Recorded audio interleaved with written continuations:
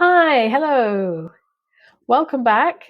Sorry we had a week off. We both got a touch of the lurgy, didn't we? We did indeed. Obviously, our immune systems need to adjust back to Britain's bugs again. Mine was not alcohol related. I just want to stress that in case anyone knows that I was out the Friday night. Yeah. Anyway, so we're back with a video this week, which really revolves around adjustment, change, and how our expectations need to evolve or starting to evolve. It's some observations we've made really since we came back and adjusting to our new lifestyle over here as well. Yes, so stay tuned. So, as we were talking about, we had a week off because we were both ill. Paul got something, and you were quite bad, a bit fluey, weren't you? Yeah, it was very sudden.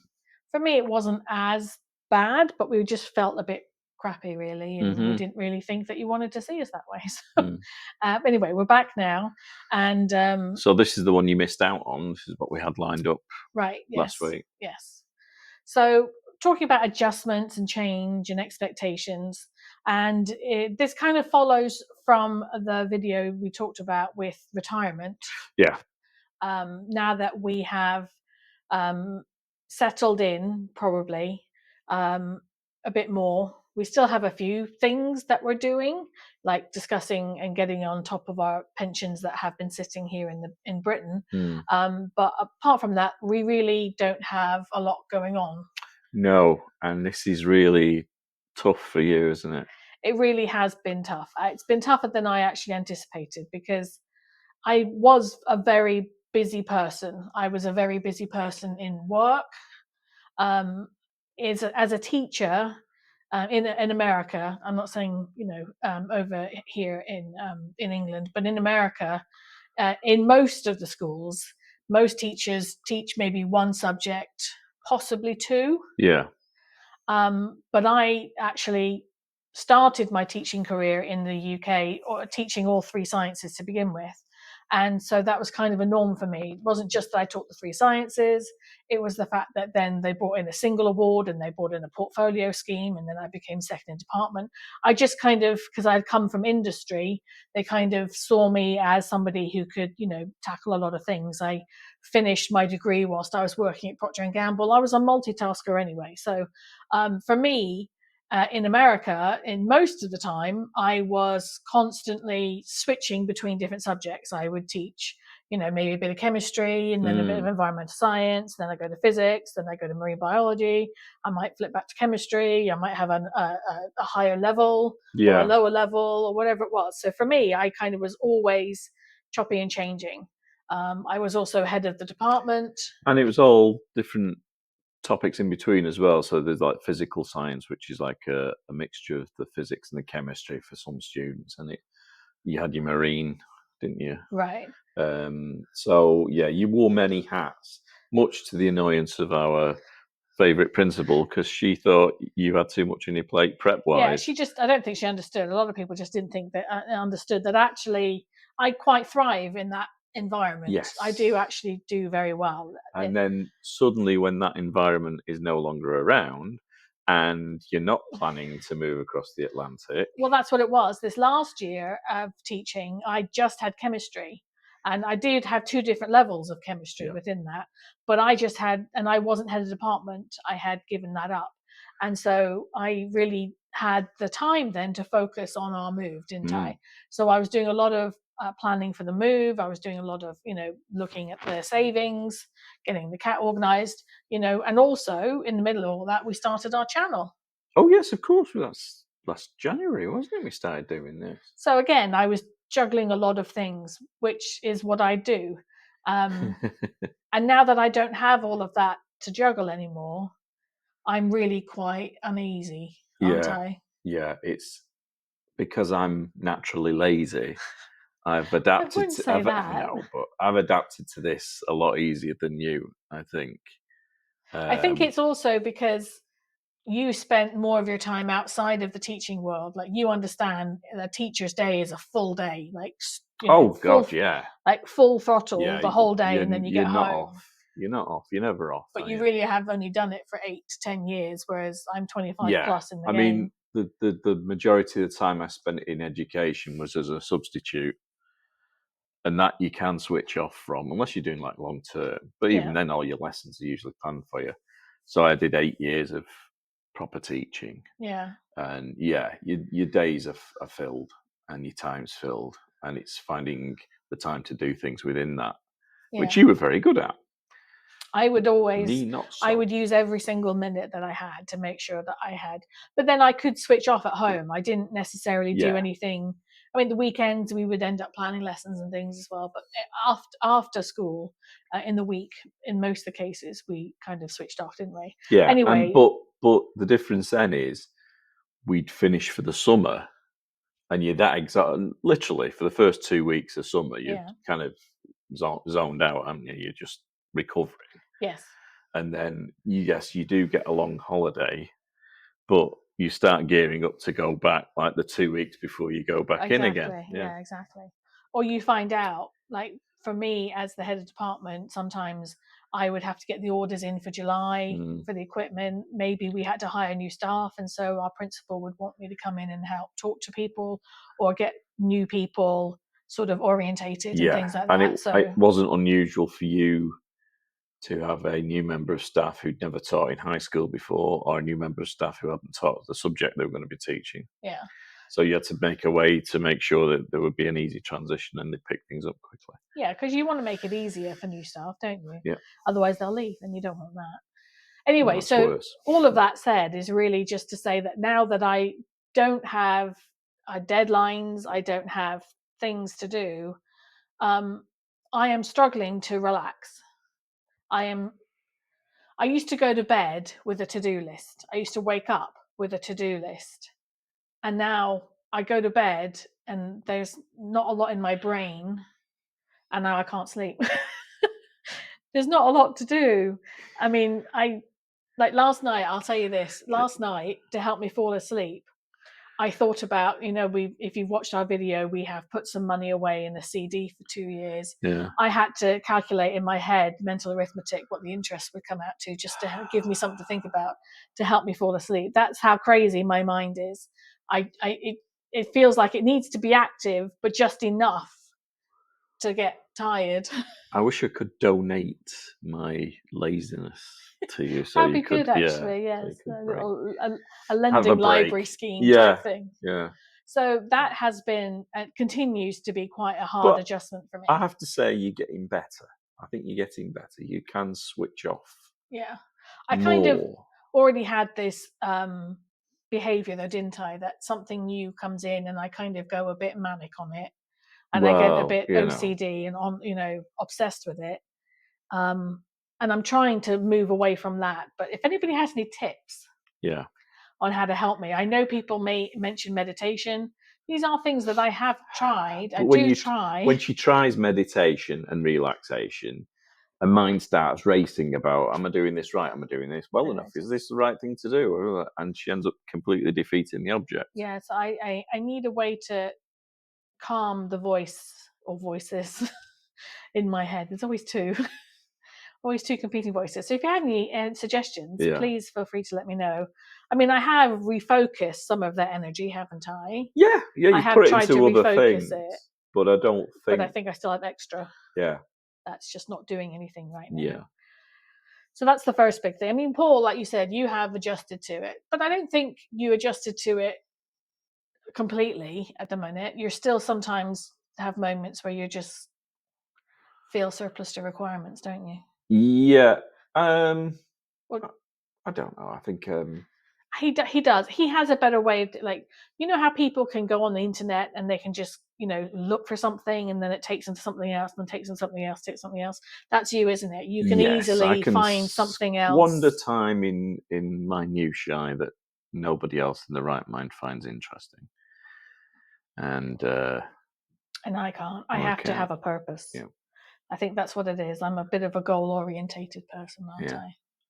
So yes, that's one thing, is adjusting to that, and it's taking me a lot longer than I had first anticipated. I had these images that I would just, wake up in the morning, be refreshed, and I would, do some cooking prep for the day. Well, waking up in the morning, there's your first problem.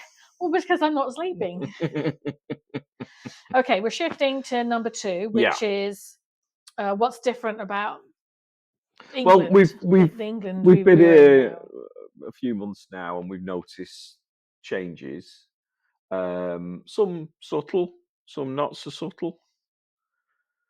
I think because we are trying to slow down, Yeah, we are noticing things more, aren't we? yeah, I think so. Yeah, I mean, it's not like we weren't observant before, but But we were kind of caught up in the same things yeah, that we're yeah, noticing now. yeah. And so we feel everybody is now a bit more manic than they used to be. Yeah, because we're outside of that now. We're better observers, I suppose, of it. Yeah.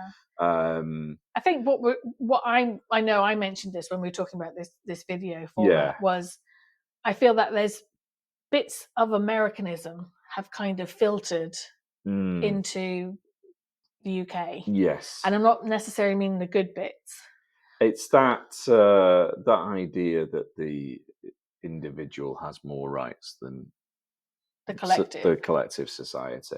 That seems to have filtered in a bit. I've got rights. And on a small scale, we've had it in supermarkets when we're doing the shopping and someone will just walk right in front of you. Right. It used to Which, be that you would notice. I'm you not would be saying everybody has aware. to stop when you're Yeah. walking along, but if people Self-awareness. see, that's what it is. If people they are seeing that you're walking in a certain direction, but yet they will still go out of their way to cut in front of you. I don't understand that. No. Are you really in such a hurry?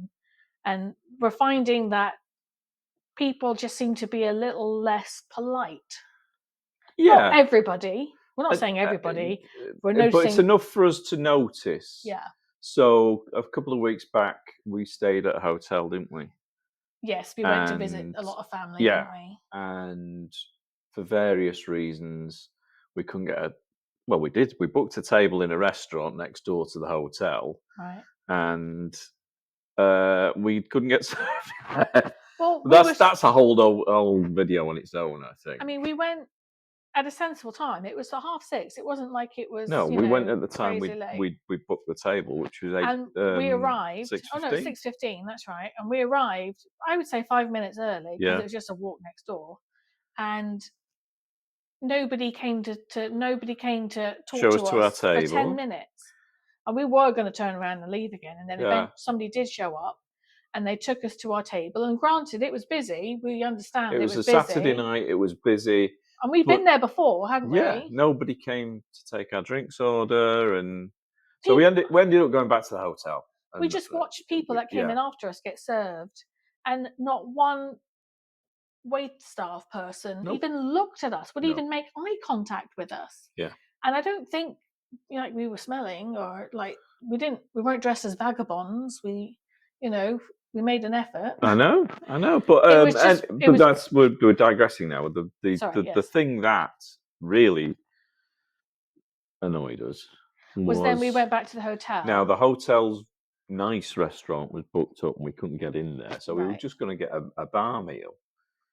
And we found a table, and there was a group of people in there who were just getting louder and louder and louder and louder and louder and louder. And it's like we walked past them 3 times in total. Yeah. And we had to sit 2 tables down from them. There was nowhere else to sit. So they knew we were looking for somewhere to sit. They knew that we were looking to try and get away from them as much as possible. Like we made it very obvious that they were being loud. Up to the point of being too British, we didn't turn around and actually ask them to be quiet. Yeah. But then more people were joining them as well, weren't there? Yeah. But I did notice, this has come back to me now, they were like an island, and the tables around them were all empty. It's difficult to describe the place, but part of it and they were right at the entrance, bar. so you had to walk past them. I mean, they were just kind of at the epicenter where everybody in the whole bar would hear them. Yeah. And it makes you wonder if they were doing that just because they wanted the attention themselves, or they just, look at us, we're great. But it was very, very annoying. But we couldn't hear each other talk to each other. We left, didn't we? Well, we didn't even stay. Room service. Because we couldn't, we were just sat literally this far apart from each other, Yeah. and I couldn't hear him above these people that were talking. Yeah. And that's just one example, maybe a bit of an extreme example, but of what we're noticing, that people just, there's less and less courtesy. But having said all that, Uh-huh. it's nice to see that some things remain intact. A bugbear of mine in the US was always in car parks there. When you were reversing your car, cars would just shoot past the back of you. They could see you pulling out, but they didn't care. If you hit them, it was your fault. And there's still a bit of courtesy here when it comes to reversing cars. And one of our regular routes takes us down a very narrow road where there's parked vehicles.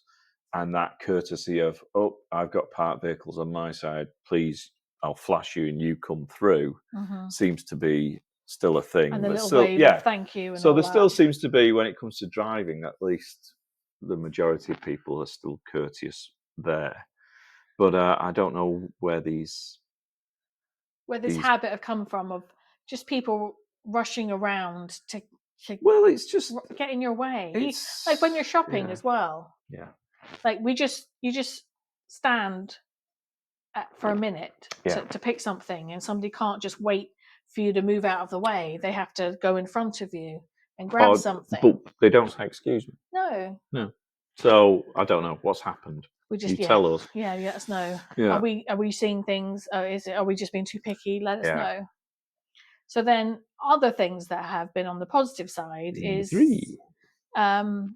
we're now in proper autumn. So the clocks went back, didn't they? But now this is the bit that I know personally I was missing. If you think back to the very, very beginning of this, one of the things I said I was looking forward to was the changing of the seasons. Yeah. And now we can really, it's not just the weather has changed and it's getting darker, it's the whole smell. Yes, the leaves, the damp leaves. And even, the bonfire-y smell, people having, burning their waste and having a bonfire and things like that. And you're just happy you could break out all your jumpers and it's getting colder. Yeah. It's getting colder. And I can actually put layers on and enjoy feeling cold. But also, like, boots. That's one thing. I mean, this is a female thing, obviously, but in North Carolina, it never gets cold enough. Nobody gets to wear nice, thigh-high boots or knee-high boots. It's now the trend in the sweater dresses and never wanted to wear thigh-high boots. The scarves and the gloves and everything. It never really got cold enough to even have a coat. We had, depending, obviously there are extremes, but on average, it was just like 2 months where it got a bit nippy. But it wasn't really, not cold, very cold, like we get cold here.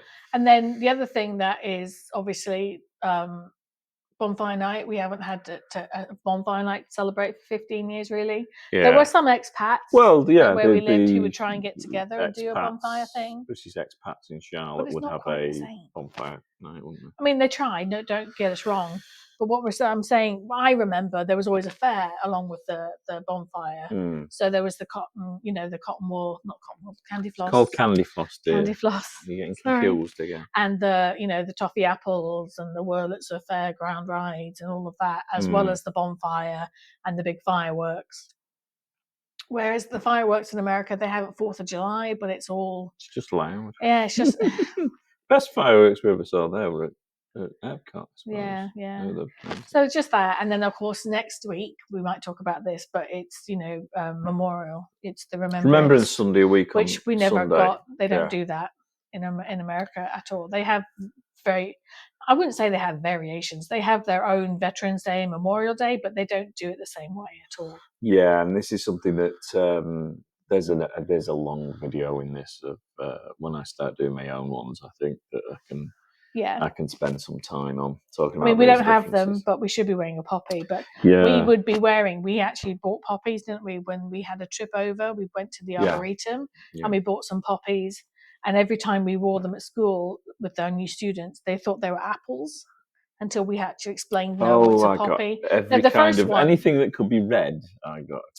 Thing on them. And once we explained it, they're like, "Oh, that's really good. Why don't we do it over here?" And then he would go into history and say, "It's." Well, anyway, I did build it into. I did build it into. I think next week's video we'll talk a bit more about that. So we're getting a bit nostalgic, aren't we? We're getting nostalgic of what we enjoy about the changing of the seasons. Yeah. I'm not overly happy that they're starting to advertise Christmas stuff.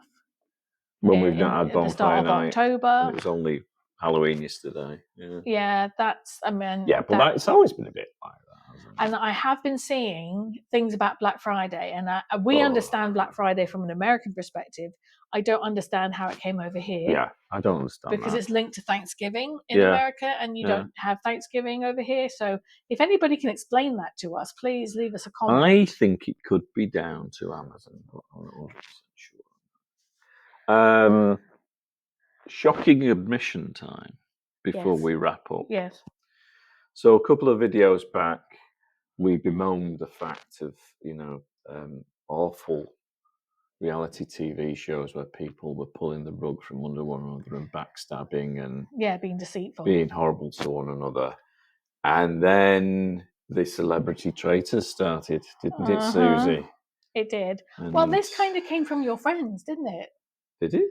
One of your friends said that they were going to dip their toe in the Traitors world by looking at the celebrities one. Yes, they did, yes. So I thought, in for a penny, for a pound, because there were some interesting people on it. Yes. And, we were sucked in, weren't we? We got sucked in quite quickly, actually. Yeah. But we also realised that we only really wanted to watch the celebrity version. Well, what's clarified that is they do a post-show comment show, don't they? And it has people from the non-celebrity thing. And, I'm not interested in those people. I don't care about them. So, let us know. I think we were wondering, because when we watched the post-show, like you were saying, some of the non-celebrity people were talking about how the celebrities were just too nice to each other. Yeah. And I was thinking, well, that's because in the non-celebrity version, you're all strangers. You don't know each other. There is that. And whereas the celebrities probably do know each other a bit better. So it's probably harder to be horrible. The type of people that would, sweeping generalisation, but people that go on those sort of things know what they're getting into, don't they? Yeah. So we take that being back. Nice doesn't make good TV, probably. We take that back a little bit, because we can understand watching it now how it's, well, in the celebrity one, as I said, we haven't seen the regular one.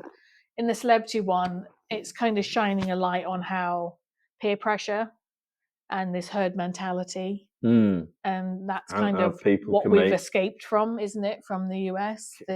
People make counterintuitive decisions based on just popularity. And who says it, who's it coming from. And that's what one of the issues we feel is happening in America, is that people aren't trying to find their information or go out and find proper facts. I mean, they go out they're and just find going information, along. but they're looking on this bloody channel and it's telling them a load of hoo-ha, isn't it?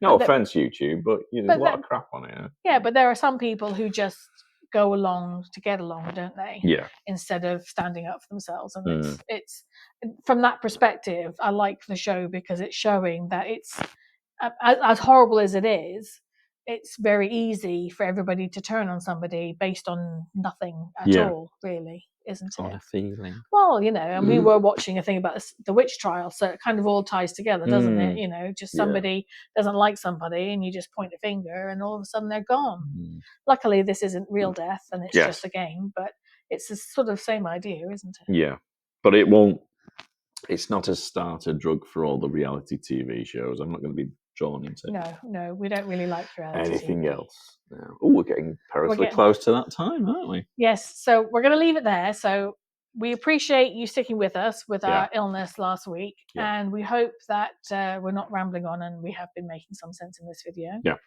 And please, if you want us to talk about anything specific, let us know in the comments. If you have any questions for us. If you have any questions about things that we have noticed that you might not have noticed over the last 15 years. That's I mean, on the whole, things haven't changed. Yeah, on the whole, we're very happy that we moved back. Yeah. And again, if you have any suggestions on how to calm my voice and my mind down so I can sleep better, apart from spells and abuse, please let us know. Until then, take care. Cheers for now. Bye for now.